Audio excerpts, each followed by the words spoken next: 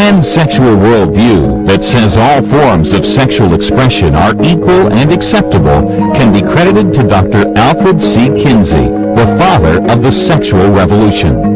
In Fox Searchlight's new biopic, simply titled Kingsey, he is portrayed as a tragic hero who fights for the sexual rights of a repressed society. We knew Hollywood would airbrush Alfred Kinsey and make him out to be a pioneer of sexual liberation, instead of showing him for the fraud and aider and abettor of child molestation that he really was.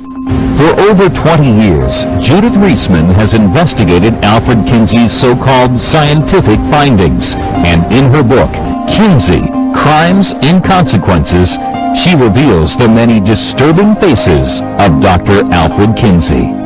His biographers all say that Kinsey was a hands-on scientist. There is nothing that he would have accepted in his book unless he had participated in it, seen it, done it for himself.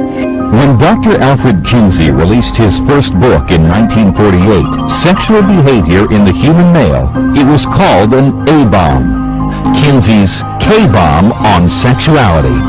At a time when sex was rarely spoken about, much less studied scientifically, Indiana University professor and zoologist Dr. Alfred Kinsey began his sex research in the late 1930s. Supported by a grant from the Rockefeller Foundation to study human sexuality, Kinsey found himself on a mission to liberate society from its sexual repression and normalize all sexual taboos.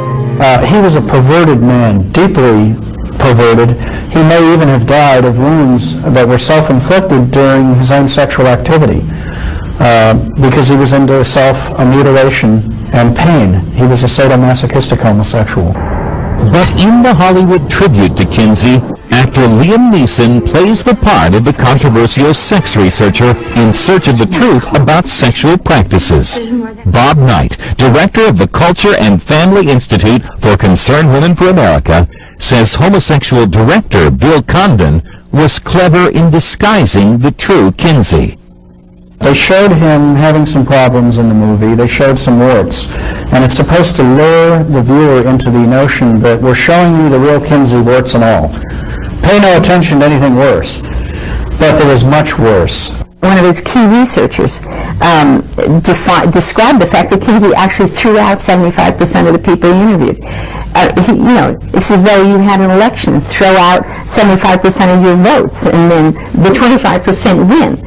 In fact, Kinsey's distorted data, collected mostly in the 1940s, alleged that 95% of the male population had committed sexual offenses serious enough to go to jail, and that 40% of married women were having affairs.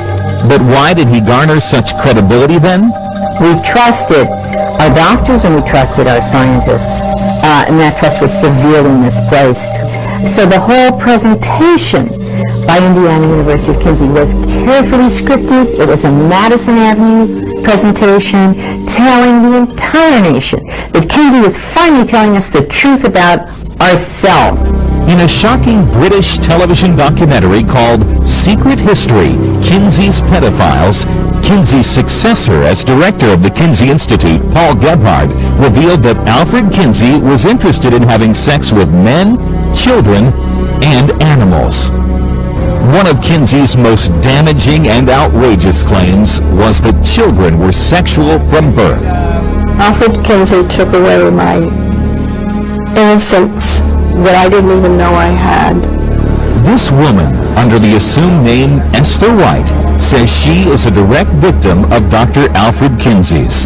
Her grandfather, who went to college with Dr. Kinsey, helped Kinsey gather data on the sexual behaviors of children. When I was about 3 or 4, my grandfather molested me. And I didn't understand. He was angry at me and said, "Don't you ever tell your grandmother or your mother." I was conditioned to believe that the things that he did were loving and caring things. He was calling it lovemaking. I know now that it's molestation. One of Kinsey's closest associates and co-authors, Wardell Pomeroy, in a sex publication stated, We found many beautiful and mutually satisfying relationships between fathers and daughters. In another publication, Pomeroy claimed, incest between adults and younger children can prove to be a satisfying and enriching experience. I was constantly afraid because I didn't like what was being done. It was something I had to do because I had to be an obedient child. But I didn't like doing it, and there were times I went into convulsions with excruciating pain in my back, spasms that hit like a knife in my back. But he wasn't paying any attention to me. One time, there was a piece of paper that had blown off of the vanity, and when I picked it up, it had little boxes on the side of the page and a lot of questions, and there was a word on there I didn't understand. I asked him what the word ORGASM was. As my father was explaining about the word orgasm, he said he had to make a deadline and that he had to send it away. Esther didn't know anything about the way the Kinsey questionnaire was constructed. When she described to me what her father was filling out, that was the questionnaire. Esther remembers being questioned by Kinsey and members of his research team in her grandfather's home.